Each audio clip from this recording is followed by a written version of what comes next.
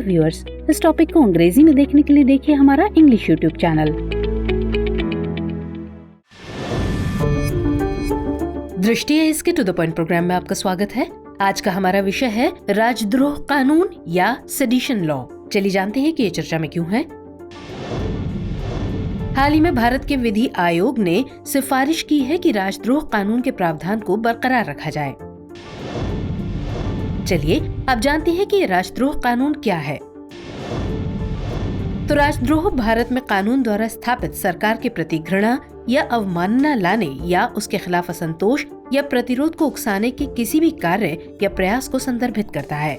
भारतीय दंड संहिता यानी आईपीसी की धारा 124A राज्य के खिलाफ अपराध को दंडित करने का प्रावधान करती है।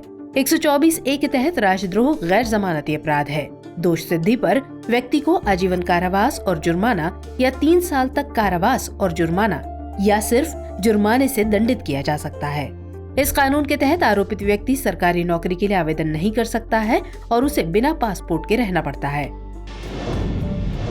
चलिए अब जानते हैं राजद्रोह कानून पर न्यायिक व्याख्या को।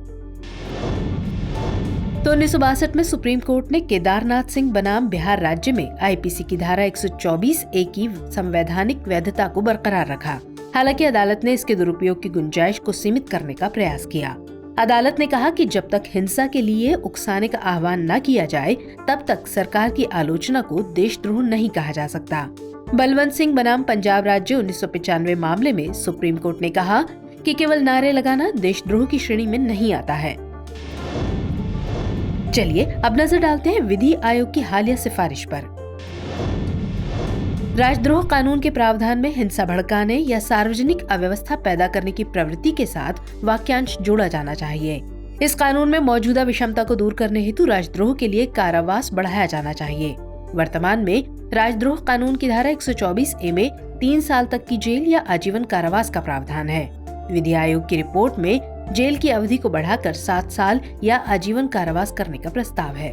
ये रिपोर्ट राजद्रोह के लिए प्रथम सूचना रिपोर्ट यानी FIR के पंजीकरण को विनियमित करने के लिए एक प्रक्रियात्मक सुरक्षा को शामिल करने का सुझाव देती है।